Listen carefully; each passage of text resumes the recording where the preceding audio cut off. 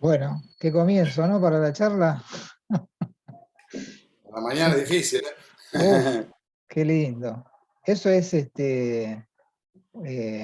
una música de la película Cinema Paradiso, Sí, de sí. la versión de Pat, de nuestro De Ennio Morricone, amado, de nuestro nuestro amado. amado, de nuestro amado Pat. Bueno, les Sí. cuento a todos que estamos en el capítulo número 10 de Mis Colegas Amigos, en este caso en un viernes cualquiera de finales de noviembre del 2021, con el querido amigo, guitarrista, arreglador, gente que ha tocado con mucha gente, experimentado, ha viajado también mucho, el querido Sami Mielgo. Buen día, Sami. Buen día. Un placer. ¿Preparado? ¿Preparado para charlar un rato? ¿Cómo no? Sí, listo, listo. Estás muy contento por una situación que pasó anoche, que ¿Mm? contémosle a la gente que Sami es un renombrado hincha de River Plate, que anoche salieron campeones del campeonato argentino. Así Primer es. título que logra Marcelo Gallardo, que había logrado un montón de títulos internacionales y Número 13. le faltaba el título nacional. Así que lo enganchamos de buen humor a la Sí, sí. mañana. Así que bueno, Feliz, feliz. la idea de charlar con Sami es un poco contar la historia de un par de proyectos que nos tuvo juntos. Y lo interesante es que yo en realidad a Sami lo conozco primero como músico, por supuesto, de su trayectoria, pero en realidad él me manda a su hijo, a Federico, a estudiar conmigo, sin conocernos. No sé, alguien te habrá dicho que yo era buen profesor de bajo. Todo Y, se sabe. claro, en el barrio, El vivíamos, barrio. vivíamos en el mismo barrio, en una época. Entonces empieza a venir Federico a las clases, me dice: "Sí, yo soy el hijo de Sammy Mielgo". Digo, mirá, qué loco, guitarrista, yo te conocí a vos por haber tocado con mucha gente amiga en común, digamos.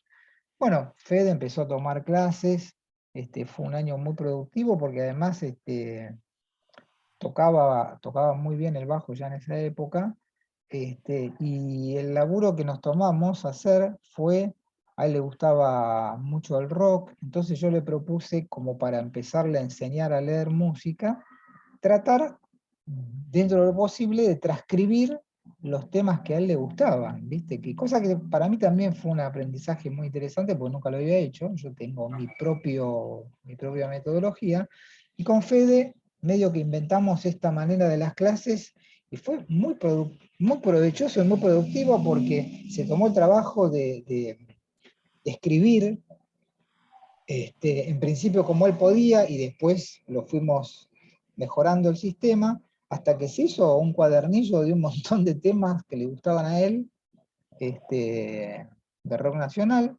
y él quedó súper enloquecido porque además era como ver plasmado en un papel la música que a él le gustaba, que nunca lo había hecho, digamos. Él lo tocaba, lo orejeaba, lo sacaba muy bien, pero una cosa es tocarlo, digamos, y otra cosa es entenderlo desde el punto de vista del papel. Fue muy interesante para ambos, me parece. Yo aprendí un montón también de eso, y además la alegría de tu hijo de ver los temas que a él le encantaban, transcriptos por él, digamos, no buscados en internet ni nada, sino laburo propio, que me parece que le vino un fenómeno, ¿no? Totalmente. Buenísimo. Tiempo después yo me pongo con la idea de armar un dúo. Yo había tenido un dúo un tiempo con Analía Rego, una guitarrista muy importante de tango, y me había quedado la deuda de volver a armar otro dúo. Empecé a buscar gente, guitarristas básicamente de tango, porque la idea era hacer un dúo de tango. Hablé con varios colegas, con varios profes de la EMPA, que me dijeron, uy, estaría buenísimo un dúo de guitarra y de bajo, qué sé yo, pero todos tenían laburo, todos acompañaban cantantes, bueno, muchos de ellos laburaban en la EMPA, y claro, nunca hubo tiempo, digamos, para hacer el proyecto, además que era un proyecto básicamente artístico, ¿no? Entonces yo había medio declinado ya mi idea de hacer el dúo, hasta que un día me lo cruzo a Sami, por primera vez nos conocemos, en Boris, recordábamos el otro día, que no me acuerdo a quién fuimos a ver y coincidimos y nos encontramos en la salida. Entonces empezamos a charlar, ¿cómo andás? ¿Qué sé yo? ¿Qué bien tu hijo que estuvo tomando clases? Sí, sí, qué sé yo, todas esas cosas de la vida, hasta que en un momento se me prende la lucecita. Digo, che, Sammy, ¿sabés que estoy buscando un violero para armar un dúo de tango en principio? Y vos me dijiste, dale.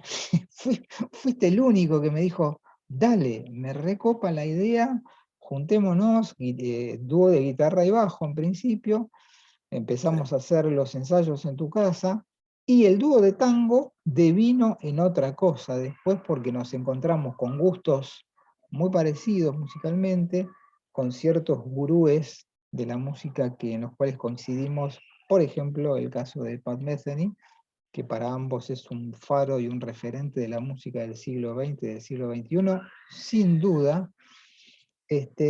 Y empezamos a hacer un repertorio bastante ecléctico. Algunas cosas del dúo Pat con Charlie Hayden, alguna cosa folclórica, algún tanguito, algún estándar, Bach incluimos, Música brasilera. música brasilera, es decir, que era un repertorio bastante amplio y que por las características de no tener la música escrita formalmente era como bastante improvisado y era bastante libre, y eso daba la cuestión de que cada ensayo salían dos, tres temas.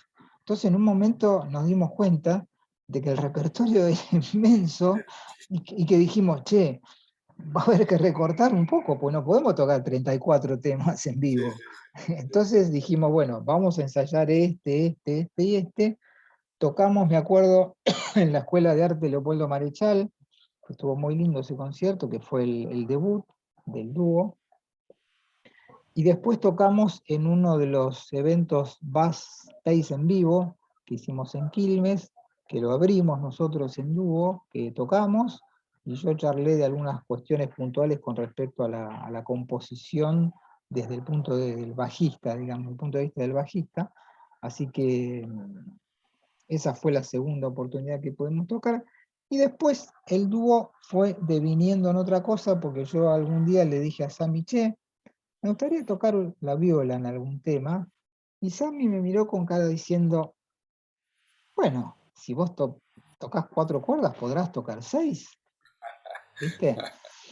Bueno, No, empezamos a tocar algunos temas en dúo en guitarra, hasta que después devino la situación en hacer un dúo de guitarras directamente, con música mía, que yo había grabado ya en un disco anterior, que es Proyecto Mandala Cuarteto, y que se me había ocurrido la idea de transformar esos temas de cuarteto a dúo de guitarras. Me acuerdo que fue muy interesante porque era como darle otra vuelta de tuerca y los mismos temas sonaban de una manera totalmente distinta. ¿Querés contar un poco de ese proceso del comienzo? ¿Qué recuerdos tenés?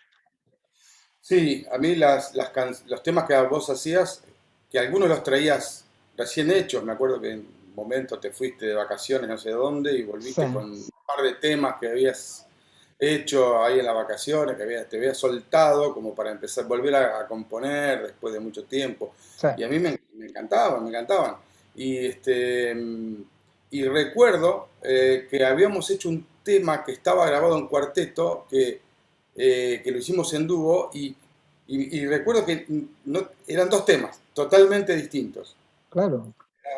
lo único que quedaba era el cascarón melódico y la cosa melódica y la armonía, pues, obviamente. Pero, viste, como decía Beethoven, que la guitarra es una mini orquesta y dos guitarras, para mí es una formación espectacular por todas las posibilidades que tiene un dúo de guitarras. Claro. Eh, y a mí me gusta mucho también trabajar complementando con otra guitarra. Yo hago muchos arreglos a veces para grabar y eso, donde grabo dos o tres guitarras y siempre me gustó eso, de tener la posibilidad de grabar una guitarra base y una o dos arriba, pero no haciendo la situación cuyana digamos, de punteo, a dúo y qué sé yo, como uno piensa en las guitarras en el folclore, sino más de un punto de vista textural, armónico textural. Y me acuerdo que nos poníamos a tocar texturas entre los dos y se armaban unos tejidos que, che, tenemos que grabar esto. Algunas cosas tengo grabadas, Sí, sí, porque sí, me quedaban unas cosas acuerdo. que después nunca más se repetían, porque Claro, o era teníamos que único, escribir era nota único, por nota. Claro, era ¿viste? único, Eso claro. a mí me sale naturalmente, digamos, ya si tengo que escribirlo, ya es como que, pero yo en base a una viola me gusta texturar. Y quedaban unas cosas que a veces no tenían ni melodía, me acuerdo, ¿te acordás? Sí, Y que entraban y salían y flotaban y parecían como cinematográficas. Eso sí, es un sí, sí. recuerdo re lindo. Me parece que era un taller de experimentación con Sí, una música original, digamos, que sí, sí, sí. no era la típica, bueno, vos tocas la melo, yo te acompaño, después viene el solo, yo te Eh, acompaño a vos, vos me acompañás a mí. No, era como otra idea, tratar sí, de trabajar las texturas, tratar de trabajar la melo de otra manera, sí, de de acuerdo. acordes, de tocar Sí, incluso juntos. no era ni el estándar ni todo escrito, digamos, era un Claro, intermedio. claro, Teníamos una base, teníamos algunos arreglos que cortaban las partes, ¿no es cierto? O los claro. obligados que teníamos que hacer sí o sí, y después había como una especie de zona de libertad. Eh, Zona Zona liberada era. liberada, exactamente, la zona liberada, exactamente, ¿sí?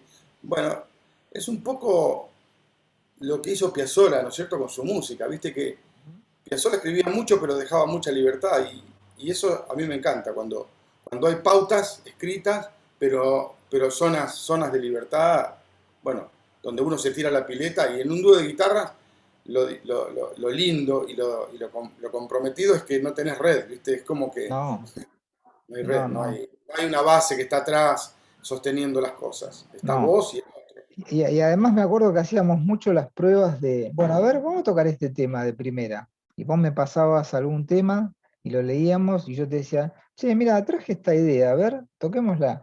Eso te lo da la posibilidad de tener una buena lectura, que no todo en los, que no en todos los casos de colegas nuestros sucede.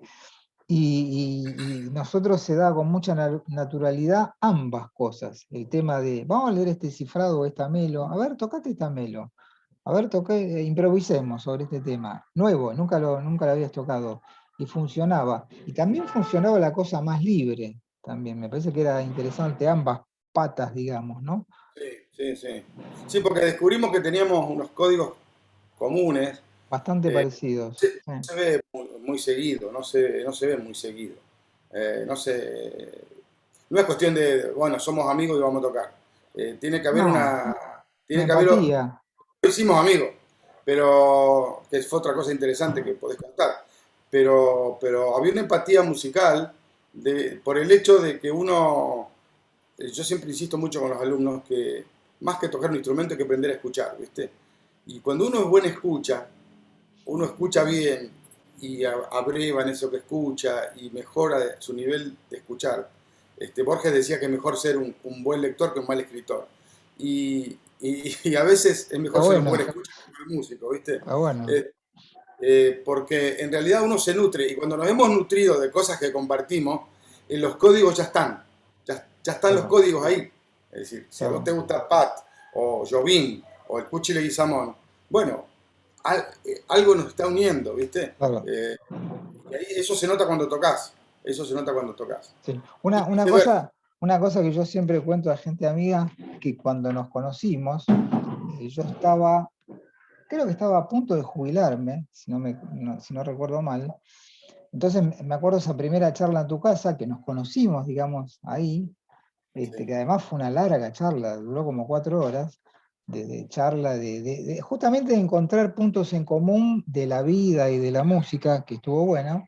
Entonces me acuerdo que una de las cosas que yo tenía en mi cabeza en aquel momento era que cuando yo me jubilara, irme a vivir a un pueblo del interior.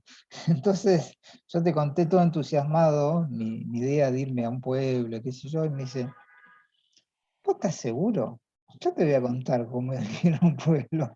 Contemos que Sami es de General Pico, de La Pampa, sí. y que él a los 18 años huyó despavorido. Entonces me contó, y yo me quedé mal, porque dije, loco, me rompió mi idea, ¿viste?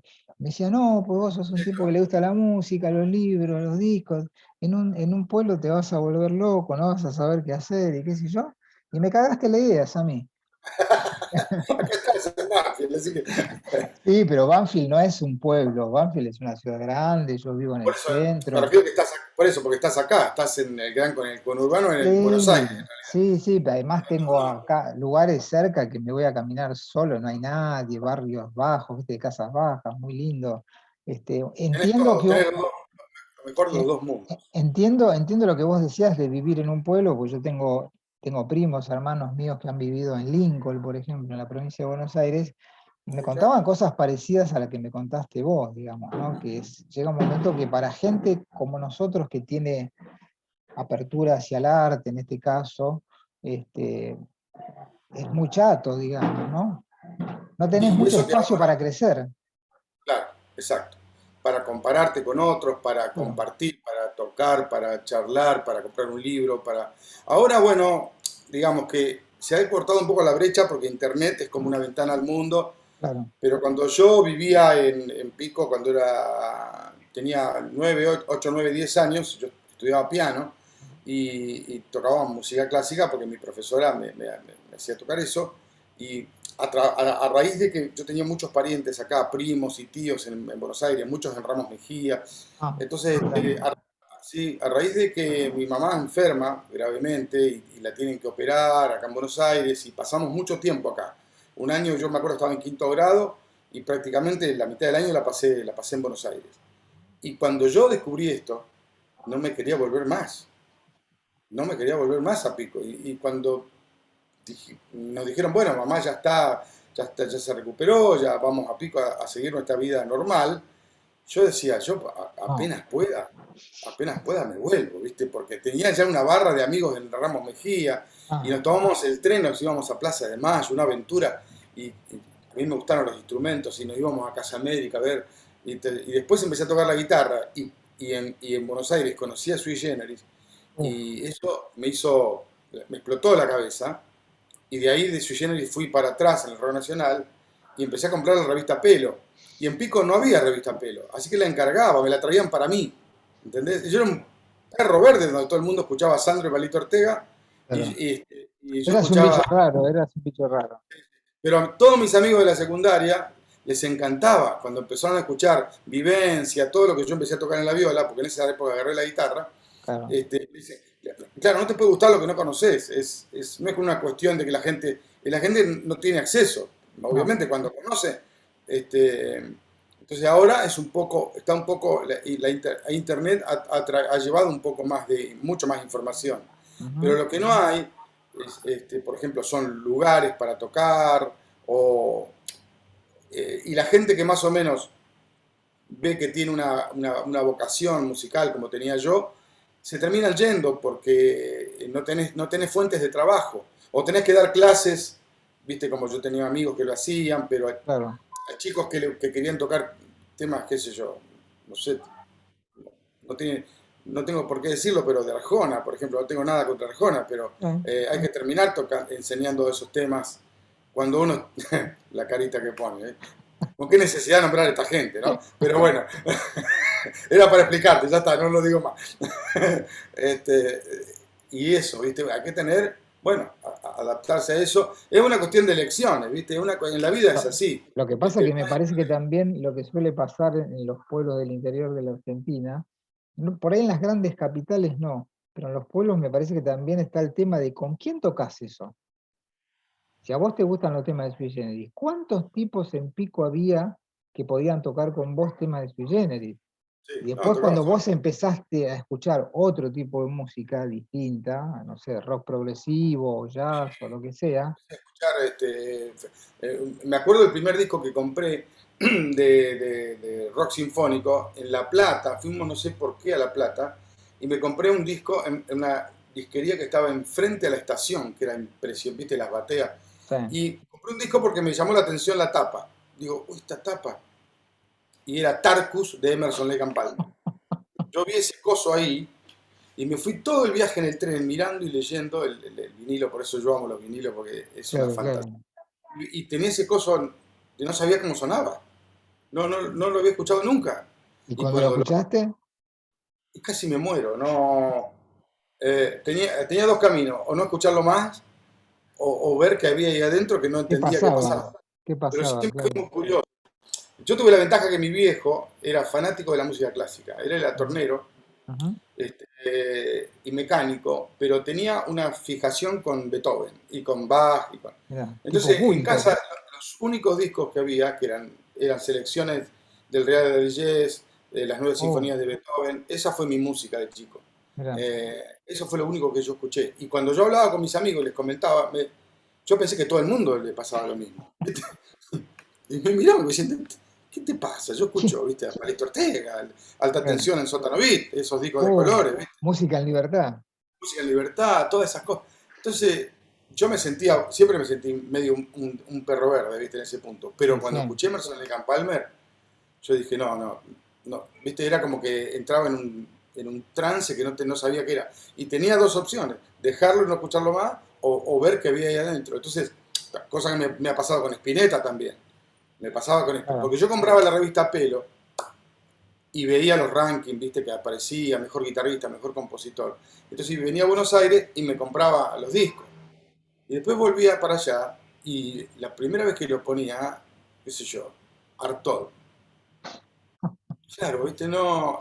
Estaba a punto de huir de esa situación. O mismo el tercer disco de Sui Generis, no me gustó, Instituciones. instituciones, Yo instituciones, esperaba más, viste, más claro, Rasguña Piedra. Y claro. Charlie metió. Entonces, eran todos, y eso, y todos esos procesos los viví solo, ¿entendés? Claro. De Sin, sentarme a sin escuchar compartirlo con nadie. con nadie. La, Ah, la máquina de hacer pájaro. uff. Entonces ponía el disco y lo ponía y lo ponía y lo ponía. Y en algún momento, viste, todo eso, esa asimilación, la viví solo. Vos Después yo empezaste a estudiar la guitarra en Pico. sí, sí, no a estudiar, a tocar de oído. Ah, no tenías profe. No, Ah, no, con lo los que vos discos. sabías, lo que vos sabías de música lo habías aprendido por el piano, digamos. Claro, yo estudié 10 años piano. Ah, un montón. De los 5 a los 5 a los 15. Y me recibí de profe. 10 años. A los 11 de teoría y solfeo y bueno, todas esas cosas que daban en esa época. Sí. Y después me recibí de pianista y ahí agarré la guitarra. Ahí dejé la música clásica, pero agarré, puse un disco un día, me pasaron 3 acordes y empecé a sacar los temas de Sui Generis de oído. Qué loco, qué Y empecé a tocar loco. la guitarra solo. Toqué, empecé a estudiar acá en Buenos Aires, en el Manuel de Falla y Ah, con Walter Malosetti, a uf. los 20 años. Esos fueron mis profes. Walter, mi profe amado, que me enseñó En qué año estuviste con Walter?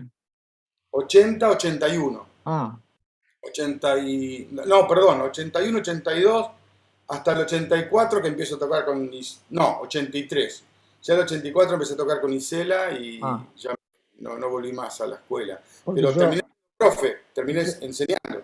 yo pasé por la escuela de Walter en el 77 y 78, un poco antes, en la Yo ahí escuela estaba de en la la calle colimba. Ceballos, en la calle Claro, Ceballos, Virrey ese año Ceballos. yo estaba en la colimba, Ah, mira, tocando el tambor en la banda.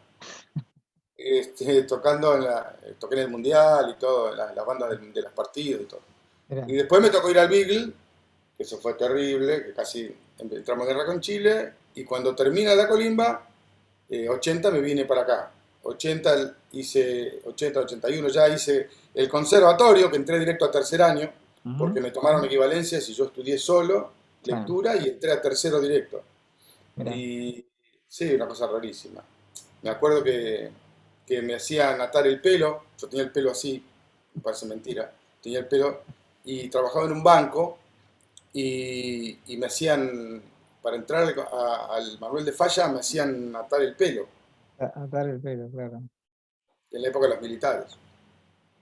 Yo no sé si viste ayer en Facebook, puse un recuerdo No, post dictadura, que son dos estupideces, digamos, ¿no? Pero que marcan toda una época. Que yo recuerdo que cuando empieza la primavera alfonsinista en el diciembre del 83, ese verano, 83-84, por primera vez los jóvenes de aquella época empezamos a usar pantalón corto por la calle.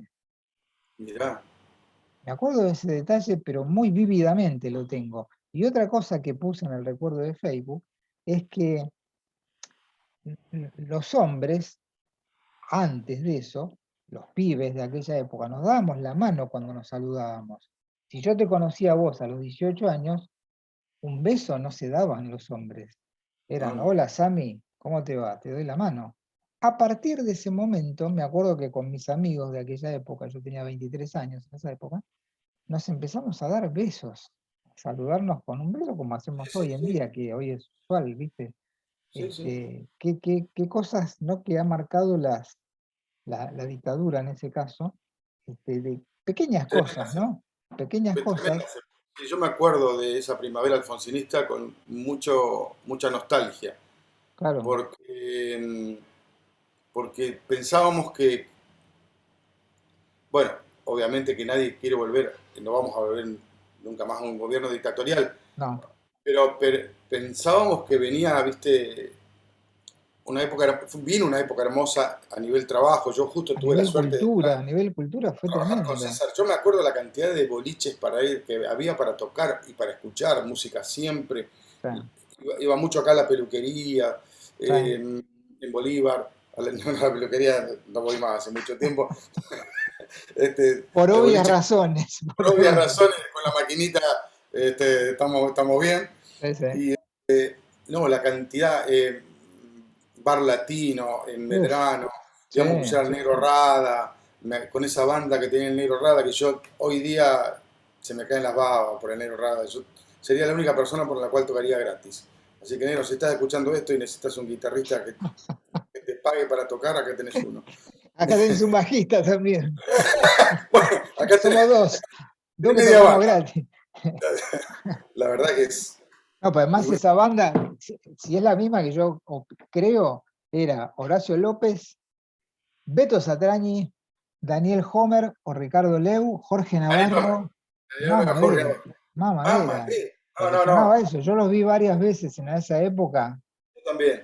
no, Y no, me era, acuerdo una noche que me puse a hablar con Daniel, porque Daniel fue uno de mis referentes, para mí de los más grandes guitarristas sí, de la Argentina, sí, sí, un gran tremendo. referente, porque yo aprendí mucho de él, después los conocimos porque él había tocado con César y tocamos Ujú, juntos, o con Lalo, con el hermano también, sí. nos hicimos muy amigos y terminaron de tocar en Bar Latino a las 2 de la mañana, y dice, ahora nos vamos a grabar a Ion, porque era el único momento que podían grabar y que les salía más barato. Así que grababan un disco que después el día que lo compré, el cassette, me acuerdo, Sí.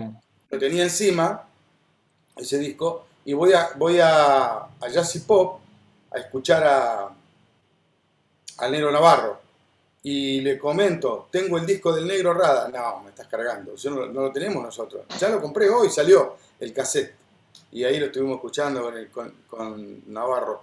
Qué Tremendo, banda, por favor, la mejor banda que tuvo el Negro Rada. tremendo. Porque el Beto Satrañi tocando el bajo candombe era una cosa, y No, no, no, Horacio no, López, no, no, junto no, con el no. Negro, esos cinco tipos Sí, sí, sí, sí, podían tocar en el Carnegie Hall, en el tranquilamente. Center, en cualquier boliche de Nueva York, y y se caía todo, se caía Además todo. que el negro tuvo la suerte siempre de tener grandes músicos, pero grandes músicos Lo que al pasa es que lado. él, con sus composiciones, su voz y su O sea, histrionismo y su talento, el tipo llamaba al que él quería, es decir, el como claro, Spinetta, ¿viste? Esta gente que claro, puede levantar el teléfono y decirle, qué sé yo, a Pedro Aznar, si querés venir, o a, no sé, qué sé yo, claro, claro, a claro, claro. Sujatovic, ¿te acuerdas cuando armó al Spinetta Jade, lo que Jade, Spinetta Jade, tremendo. Que tocaba Beto también ahí. tocaba el Oh, Beto de una época? Mamita querida, qué época hermosa, que está muriendo, ¿no? ahí hicieron Alma de Diamante, que es un ¿Te disco que es acordás? un diamante realmente, ¿no? Es increíble. Yo fui a Este, me acordaba el otro día, fui a Obras el día que lo presentaron. uff, Y antes de eso tocó, presentó Pintada, Juan, Emilio del del Guercio, Guercio. ese día presentó el Pintada. Ah, mira, Ese día antes como telonero, tocó el grupo del Guercio que presentaron Pintada, que tocaba la guitarra este muchacho que está en Alemania ahora, Borda. Luis Borda, claro, Luis. Guitarrista de Ave Rock, otra formación importantísima. Guitarrista de Porcheto en una época, De que Porchetto. grabó uno o dos discos con Porcheto, yo lo Eh, seguía mucho en esa hemos- época a Porcheto. sí, sí, hemos tenido, el rock nacional ha sido para mí una, más que yo, igual después me fui más para el jazz y después en cuestión de trabajo me fui para el lado del folclore y, viste, ya no Ujú. sé qué me gusta, ya no sé qué toco, ya no sé, ya no tengo estilo, No, viste. la música. Sí, sí, pero el rock, ese rock de Crucis, Sí, de Alas, Moreto, tremendo, tremendo. ese rock, eso no era rock, eso es, ese rock, esa Spinetta en esa época, Charlie con la máquina de hacer pájaros, Serú Girán, oh, Lo que por pasa que favor. me parece que la música en ese sentido del rock de esa época, estamos hablando de finales de los 70, comienzos de los 80 más o menos, que era nuestra época de juventud, hubo una explosión artística muy grande dentro del rock, dentro del jazz, con el jazz fusión, el jazz rock, que después, pasado los 80 y entrado los 90 se pinchó todo. Me parece que hubo Pincho. una gran generación de grupos, Emerson, Yes, Genesis, Gentle Giant, dentro del rock, Deep Purple y Zeppelin, que eran grupos que te arrancaban la cabeza, digamos, siendo más rockeros, Cream, llamémosle, ¿no? Cream. Claro, por eso digo, hubo una explosión de arte realmente muy grande, y me parece que todo se empezó a complicar con la llegada de por ahí el pop, el punk, digamos, que fueron a dar como para otro lado, y el rock en los 80 mediados de los 80 empieza a ser mucho más masivo de lo que eran los 70. Yo me acuerdo que cuando yo iba a los recitales en los 70 éramos pocas la gente que iba a los conciertos, no era mucho.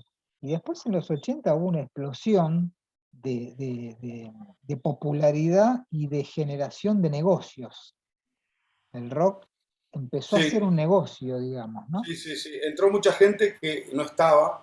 Yo creo que una bisagra para mí, me parece a mí, ahora analizándolo, fueron la Guerra de las Malvinas. Es muy Porque en ese posible. momento solamente se podía pasar música argentina. Sí, Y me acuerdo que se hicieron festivales multitudinarios donde se metió en la bolsa del rock a estas bandas que hacen música divertida, ¿viste? No las voy a nombrar, que estaban juntos que tocaban junto con Spinetta, o después apareció Soda Stereo, que nunca fue algo que a mí me parezca interesante, pero es una ujú, cuestión personal, ¿no? sí, Pero se empezó a tomar ese glamour también, entró en el rock, dejó de ser un movimiento minoritario y porque no éramos tantos, no, salvo, entonces, y que no buscaba lo comercial, digamos que estaba primero, no es que no busque lo comercial, todos buscamos lo comercial, sí, sí, pero que sí. estaba primero lo artístico y, y los músicos, yo me acuerdo cuando yo era chico, yo pensaba que nunca iba a grabar un disco, porque no eh, ese nivel que tenían esos tipos, Era no, imposible era además. imposible, ¿entendés? También contribuyó la tecnología, que ahora se graba mucho más, Sí, y cualquiera tiene un estudio en la casa que suena mejor que lo que sonaban los Beatles en el 70, en el 60, porque es así. sí, sí, Hoy con sí, lo que yo tengo acá en casa suena mejor los Beatles si quiero, sí, y con los plugins, y con esto y con lo otro. Pero eso no tiene nada que ver con la calidad musical. A veces, viste, inversamente se cruza. proporcional, Sí, ¿no? sí, Y sí. yo creo que a partir del 82, yo creo que entra al movimiento rock eh, como rock nacional, claro, porque había mucha gente que no estaba y que aprovecha esa volada como para insertarse y bueno, decir, bueno, esta es la parte divertida del rock nacional, esta es la parte, qué sé yo, glamorosa, acá están los que se visten lindos, y Sí, los negros del rock nacional eran todos unos fachatados, viste, que nunca se buscó eso. claro. Se abrió, qué sé yo. Y después vino la democracia y en el 84 y eso se amplió mucho más todavía. Sí. Entró al rock nacional cosas que antes eran, ¿te acordás cuando decíamos de la música comercial? ¿Te acordás cuando decíamos esto es rock, esto es progresivo y esto es comercial? Se Mersa, terminó esa. ¿Eh? Mersa. Mersa, ¿te acordás? Sí, sí, sí, Sí, grasa. Bueno, claro. se terminó esa división. Sí, sí, sí. No, Y vos fíjate que muchos años después de lo que vos estás comentando, hubo como una unión donde Charly García y Palito Ortega eran lo mismo, y sí, donde hubo homenajes de rockeros a Sandro, por ejemplo, que cuando nosotros éramos pibes, Sandro claro, si vos escuchabas Sui Generis, por ejemplo, como era el caso nuestro, escuchar a Sandro era de otra gente, digamos, ¿no? Es decir, que no entendían muy bien la diferencia entre Sui Generis y Sandro. Nosotros sí la entendíamos bien. Muchos años después, Sandro termina grabando con Charlie sí. y Palito termina grabando con Charlie en una rara X que vos decías en esa época, jamás iban a encontrar. Era imposible encontrarse en ese punto. Y muchos años Claro, después sucedió.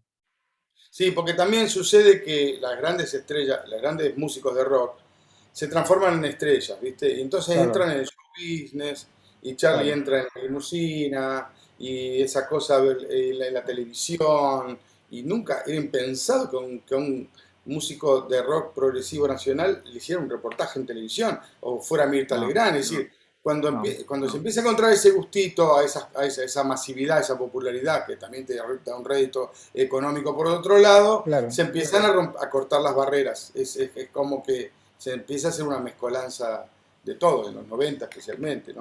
Sammy, vos en un momento hablaste de César Isela y Sí, quiero que cuentes un poco cómo fue la experiencia de tocar muchos años con él, ¿no? Muchas sí, giras, sí, muchos discos. sí, sí. ¿Qué, qué, Bueno, qué significó para vos? y un antes y un después, es una de las grandes bisagras en mi vida, ¿no? Esa y ir al Monumental por primera vez fueron dos cosas. Bien, Porque yo era de La Pampa, ¿viste? Entré al Monumental y nunca más me voy a olvidar de esa sensación, ¿viste? claro, claro, Recuerdo por eso me pone la piel de gallina. claro. Bueno, eso, por un lado, divertido. Y por otro lado, yo venía estudiando, tocando, ya, qué sé yo, trabajando con gente muy copada, pero trabajaba en un banco. Estudiaba muchísimo, me acuerdo que me dormía arriba del Berkeley a la noche, ¿viste? Laburaba de 10 a 5 de la tarde y de 6 que llegaba a casa hasta la 1 de la mañana. Era estudiar, me pongo a estudiar con Walter, armamos un dúo así con otro amigo, Claudio Turica, que hoy sigue tocando, y tocábamos casi todas las noches, él vivía en Castelar, nos juntábamos a tocar los estándares que Walter nos pasaba. En un momento lo conozco a Ramón Navarro, el hijo del gran Ramón Navarro de los Ah, Villaguas, un músico que está en La Rioja ahora que es Gismonti, pero vive en un, ah, viste, es Gismonti. en el monte, vive.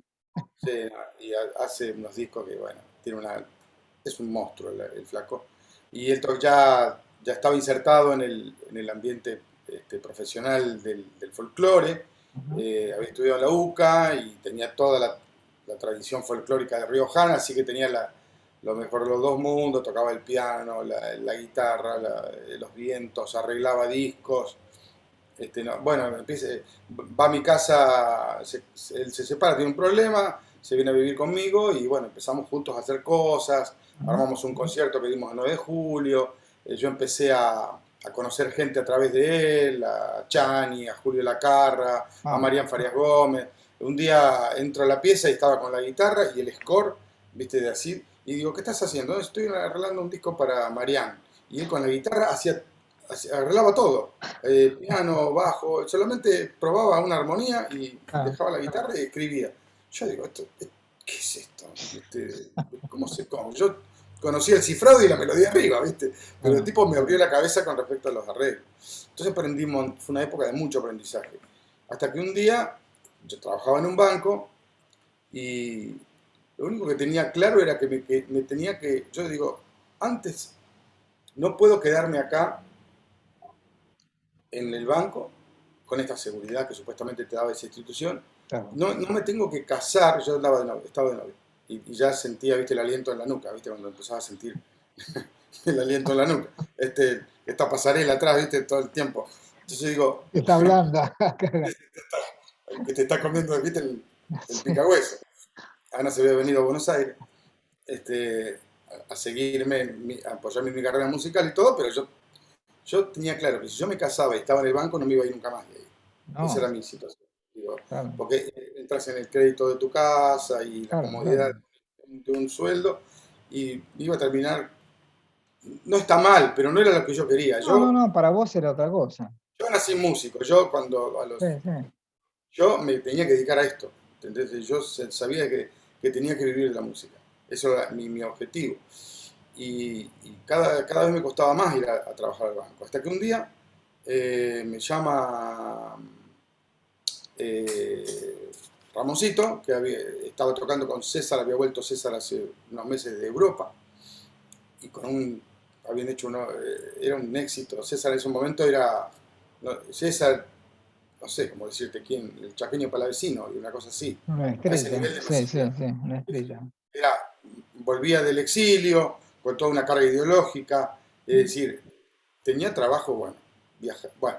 Entonces me dice, che, César está buscando guitarrista.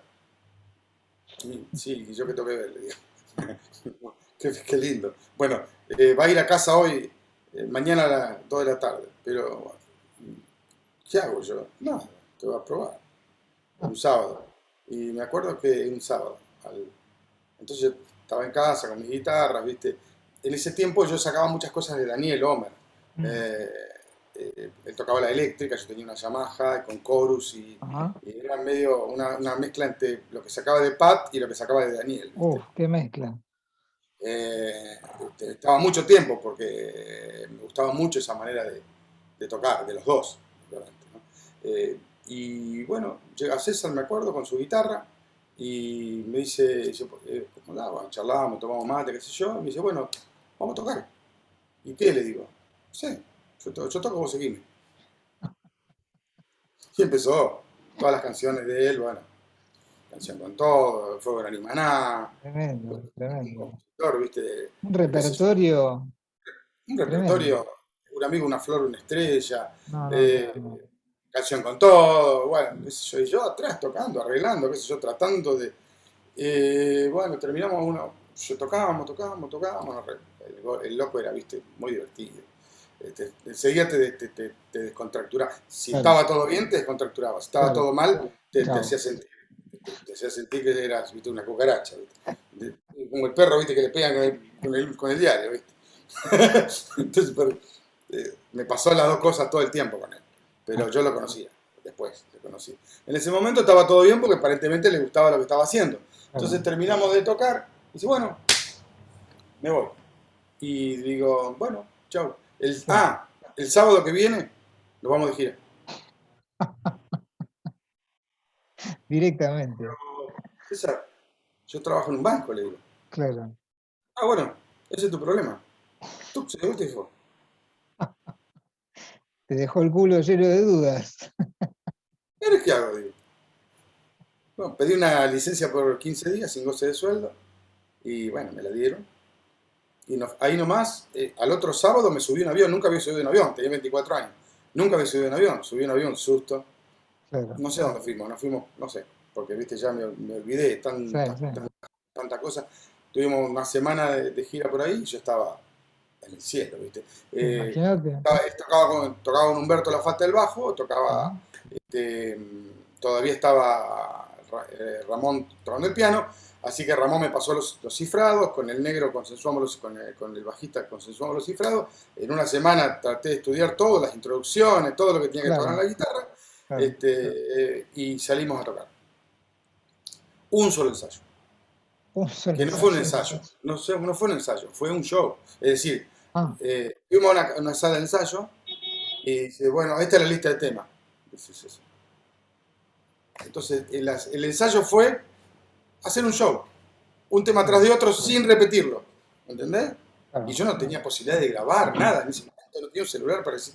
Así que bueno, el ensayo fue un show, montar un show, salvo los chistes y la pavada que él hablaba, claro. fue tocar 20, 25 temas, 30, porque eran un montón, 30 para empezar, la carpeta era así. Este, y ese fue el ensayo. Y al Ahora, sábado nos fuimos de gira y toqué 10 años. 10 una, años. una pregunta. Esa gira duró una semana, esa Esa gira primera duró una gira. semana. Cuando vuelvo, Cómo era la relación del dinero que vos cobraste, sin hablar de números, ¿no? ¿Cómo era la relación de ese dinero con respecto a lo que ganabas en el banco? y yo creo que con lo que gané en esa semana era mucho más que el sueldo mensual mío. Ah, No, pagaba muy bien. y cómo resolviste con el banco? ¿Qué te dijeron? Y Me acuerdo que cuando volví, algo me contaste en algún momento. claro, cuando volví, digo, y ahora pido otra licencia. Claro. Y yo, en la época, eso era el 84, yo en el 81, 82, me habían elegido como delegado de la sucursal, Ah, que éramos 20, 15. sí.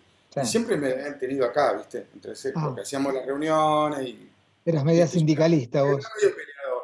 Era medio peleador, qué sé yo, era Claro. medio... Sí, sí, sí, sí. No me llevé bien con la gente de la cúpula del banco, ¿viste? Claro. Tampoco los sindicalistas que estaban conmigo me encantaban, pero era medio peleador. Entonces, la verdad, que cuando pido una segunda licencia, dijeron, esta es la nuestra, nos sacamos encima. No, no hay licencia.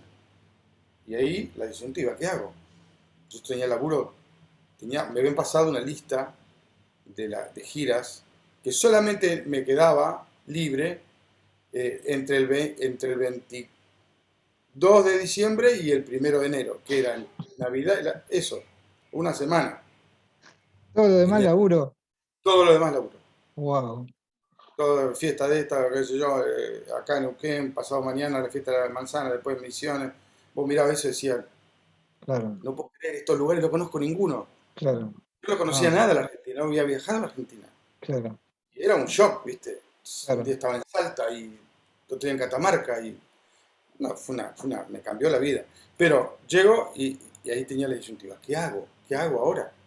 Entonces le digo, la llamo a mi vieja y le digo, mamá, voy a dejar el banco. No, nene, dice, no, por favor.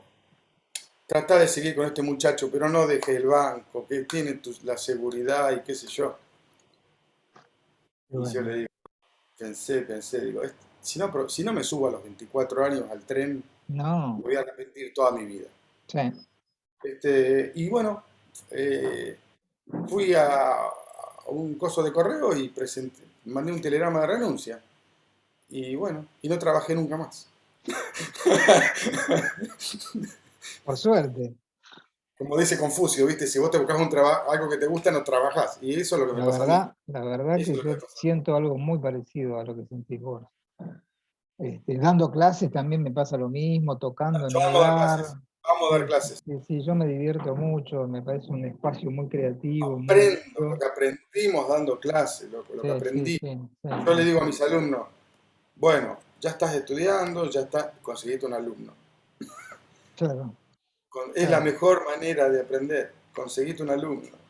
claro, claro. O Sí, dos, y pero empezar a darles además, fundamentos. digamos, no sé si a vos te habrá pasado, pero a mí me pasa con colegas. Yo trabajé muchos años en comedias musicales, ¿viste? Entonces ahí compartí con muchos compañeros que se quejaban, ¿viste? Uy, este laburo de mierda, qué sé yo. Yo digo, ¿Cómo se ve que estos tipos nunca laburaron de otra cosa? Sí, Porque no te podés quejar del laburo que vos, la función empezaba a las 9 y a las 10:30 terminaba, a fin de semana cobrabas tu sueldo, que era flor de sueldo, digamos, comparado a lo que es un empleado común. Yo digo, ¿y se viven quejando? O compañeros de la EMPA o de la Marichal quejándose del laburo docente.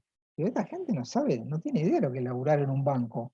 Como te sí, pasó a vos, como me pasó a mí de ser operario, de ser cadete, ¿viste?